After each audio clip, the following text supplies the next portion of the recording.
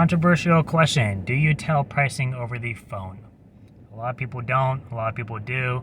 I'm in the pool that I do. And my reasons being is if you're asking the pricing over the phone, you're likely price shopping, which I'm fair. I think that's fine. Or you're trying to see if it's even within your budget. And I get a lot of calls, especially from people who see my signs, like my yard signs, and they'll ask, do you charge? And that's usually a red flag because that means that they've never used junk removal before and they don't realize there's a charge for it. A lot of these people have been, kind of misconstrued by the fact of donations. Companies will come and pick stuff up for free, and what they're not realizing is they're just turning around and selling it for the organization. That's why they're so picky about picking stuff up. But I always try to get as much information out of them as I can. I try to see where they are. Are they in a house or an apartment? What floor? Do you have an elevator? Do you have stairs? And then I try to ask what the inventory is.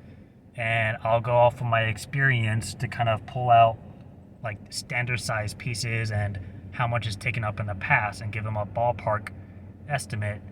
So I'm a little bit more transparent with them in the moment. So I just had a lady call and say she saw my sign over by a storage unit, which, cool.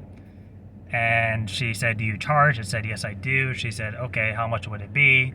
I was like, well, what do you need to get rid of? She said, I have a 3-piece sectional couch. It's a full-length couch with a chase and then a little separate ottoman that attaches to the other side. And I said, all right, it sounds like it may be a quarter truck, maybe a tad bit more. And I gave her my price range. And she said, holy crap. She used the S word, but she said, holy crap, no thank you.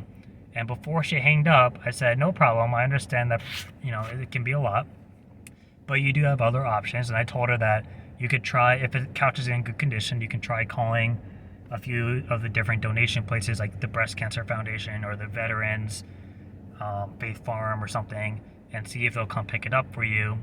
If not, then junk removal may be your next option if you're not allowed to do curbside pickup for your city. And she said, okay, thank you very much for the information. Now, some people are a little bit more grateful for that information. Some people are like, okay, whatever. I do it because I would rather be friendly about it and not just a salesman, in hopes that, say that situation comes up or no one comes to pick up the item and they need to call a junk removal company. I'm hoping that they'll remember me because I was more polite about it and try to give them a free option, and they'll call me a dick away. So that's my reasoning for doing it. I've also, since probably towards like more of the beginning of this year, I've also stopped giving out my minimum pricing. If someone calls and says, hi, what's your minimum for picking something up? I'll say, well, it depends what the item is. Because that can go a long way. It could be a couch, it could be a refrigerator, it could be a few boxes. All three of those are going to have different pricing. Yes, I have my bare minimum because of the cost it takes me to get out to a job, but it also depends on the item. Now, something that I've learned from working for the movie company that did junk removal in the past is they'll call the call center and say, hi, what's your minimum? And they're like $139, and then a full truck is $684, whatever it was. And whenever you get there, let's say it ends up being half a truck, they're like, well, the guy on the phone told me it's $139. It's like, no, sir, that's our minimum.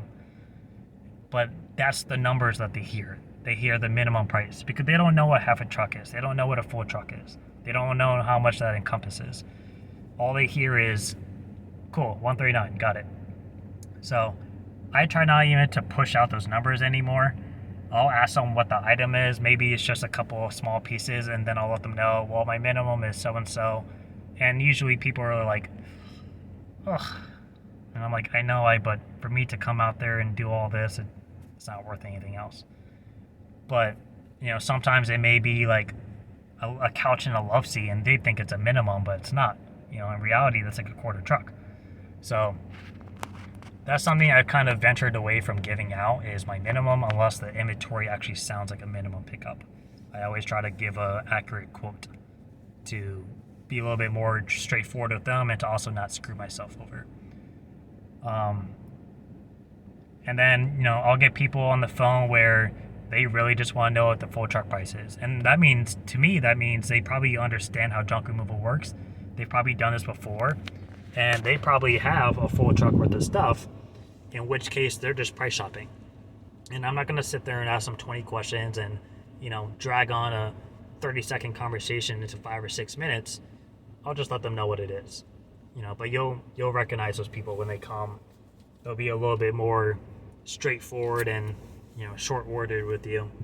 So, gotta kind of play by the customer's rules sometimes. But that's my opinion. Let me know what you guys do. Do you give pricing over the phone? Do you at least try to get some information on them? Or do you say I can't give a proper quote without coming out? But let me know.